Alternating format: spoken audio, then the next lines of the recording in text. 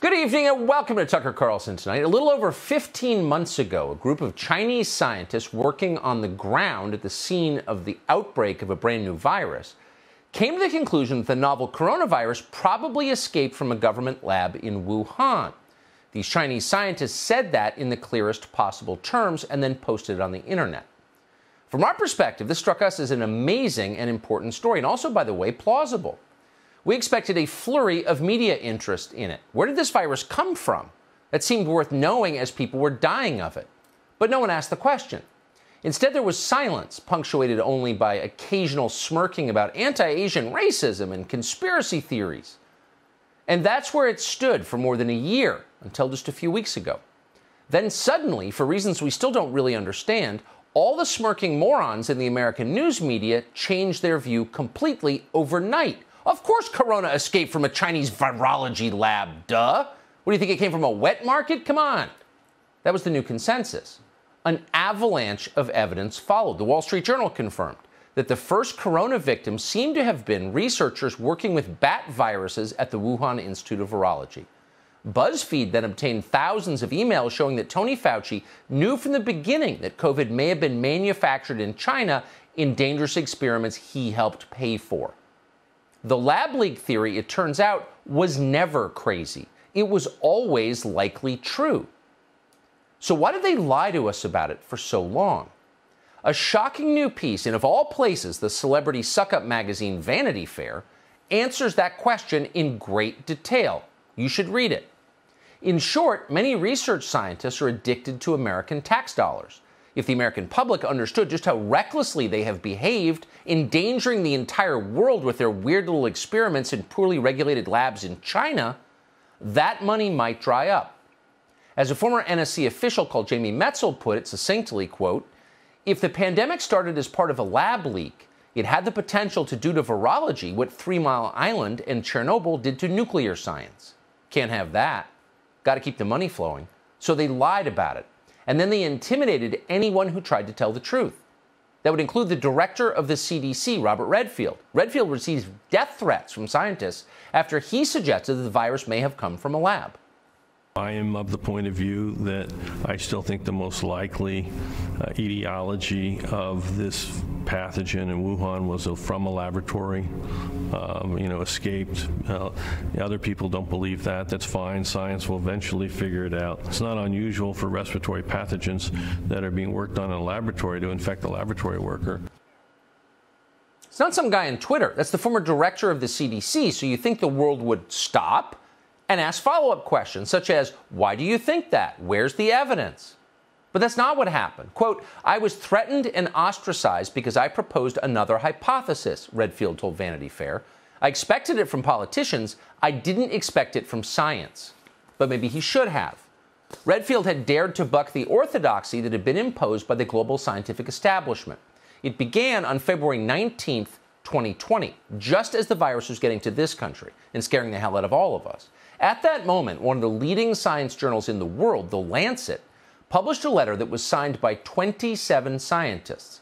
That letter declared flatly and for all time that the coronavirus did not originate in a lab in Wuhan and that you'd have to be a bigot to believe otherwise.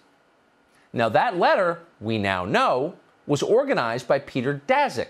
Daszak is a man with everything to gain by pretending that COVID came from a wet market. Daszak was involved in gain-of-function research at the Wuhan Institute of Virology. Emails show that Peter Daszak carefully selected other signatories to the Lancet letter so that this obviously disqualifying conflict of interest would remain secret. At one point, Daszak wrote to another scientist called Ralph Baric, who was also working on gain-of-function research in China, telling him not to sign the letter. Here's why, quote, "We'll put it out in a way that doesn't link it back to our collaboration, so we maximize an independent voice," end quote. So the whole thing was a fraud, and yet it worked. It was in the Lancet. Everyone trusts the Lancet. In fact, Tony Fauci himself cited Daszak's letter as proof that the virus was not caused by research he was funding. If you look at the evolution of the virus in bats and what's out there now, it's very, very strongly leaning towards this could not have been artificially or deliberately manipulated. the way the mutations had naturally evolved.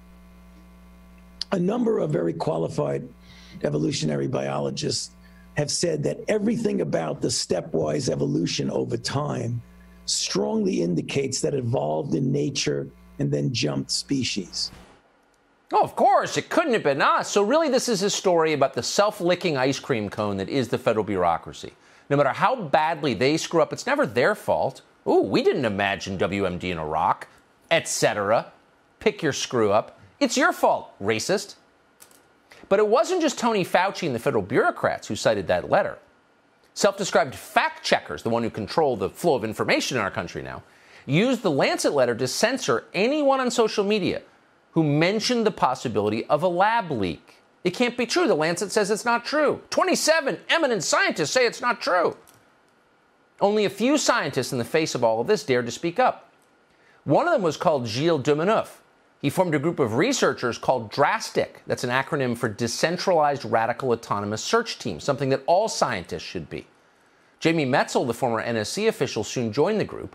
Almost immediately, as early as April of last year, it was becoming clear to Metzl that the lab leak theory was not a conspiracy theory. In fact, it was plausible. I think that if I had to just bet based on what I've read and logic, I would bet it's most likely this was an accidental leak from a lab. So it turns out that Metzl wasn't exactly speculating on that. Unlike the scientific establishment, he and DRASTIC had evidence that they had bothered to gather. They found that the official scientific consensus had in fact been doctored at the source. In one instance, they discovered that Xizheng Li, the bat lady in Wuhan, had collected samples of a bat coronavirus that were virtually identical to COVID-19. Where did she get these samples? Well, she found them in a cave in the Yunnan province in China. Several miners had been killed there after inhaling the bat guano left by these bats. She recognized this virus was significant because it had moved directly to humans without going through an intermediate animal host first. The Chinese seemed to be looking for the most dangerous virus they could find, and in that cave they found it. After the coronavirus pandemic began, Xizheng Li tried to hide that COVID-19 was virtually identical to this virus that she had collected in the mine. In her records, she renamed the virus to hide its source. Peter Daszak then published a paper with Xizheng Li categorizing all the various coronavirus strains they had encountered in recent years. The paper listed hundreds of them. And yet somehow, and you'll be surprised by this, they omitted the deadly viruses found in the Yunnan mine. Funny. Were those viruses significant? Well, the government of China appears to think they are. Late last year, journalists with the BBC tried to visit that mine to get some answers. And when they got there, they were followed by plainclothes police officers. They found the road to the mine had been blocked by a broken-down truck. So the Chinese government covered this up. But here's the worst part, and the most shocking part if you're an American. Some within the U.S. government helped them cover it up. They knew all along this was going on, but they buried the truth too, because their interests were aligned with the interests of the Chinese government. Christopher Park, a director in the State Department's Non-Proliferation Bureau, told the agency's investigators, quote, not to say anything that would point to the U.S. government's own role in gain-of-function research. Now, why would he say that? It turns out that Christopher Park was involved in the 2017 decision, a world-changing decision it turned out, to lift the federal moratorium on funding gain-of-function research. Vanity Fair obtained a memo from Thomas D'Annunzio, who was then the acting assistant secretary of the State Department's Arms Control Bureau. In that memo, he wrote that staff from 2 State Department bureaus had warned leaders within his office, quote, not to pursue an investigation into the origin of COVID-19 because it would, quote, open a can of worms. These are Americans working to hide the truth of the origin of COVID-19 from a country that's been destroyed by COVID-19. You can't prevent outbreaks unless you know where they came from, and yet federal bureaucrats prevented us from learning where this one came from. One of the officials who wanted to shut down the probe was Chris Ford, acting Undersecretary for Arms Control and International Security. A former administration official with direct knowledge of the probe, tells this show that Chris Ford was briefed about the lab leak investigation earlier than December 2020, when Ford claims he first heard about it. We are told that Ford wanted it shut down. He was overruled by the Secretary of State at the time, Mike Pompeo. Ford, by the way, was not a permanent bureaucrat. He was a political appointee, but he spoke for many in the career bureaucracy, many of whom we are told wanted to bury the probe out of political animus. They didn't like the administration they served, and they didn't want to give it points. They accused anyone who asked questions about where the virus came from of being a conspiracy theorist. And in our conformist culture, that's enough to shut people up. In other words, they acted just like the people you see on TV, just like MSNBC anchors. They did not act like federal officials who have been sworn to protect American lives. They weren't protecting American lives. They were protecting the consensus, and that endangered American lives. As for actual MSNBC anchors, well, they have regressed to a childlike state of incoherence. Watch this dopey little fangirl swoon over Tony Fauci like he's the bassist in a boy band. As you learn more and more, you've got to continue to evolve with the data.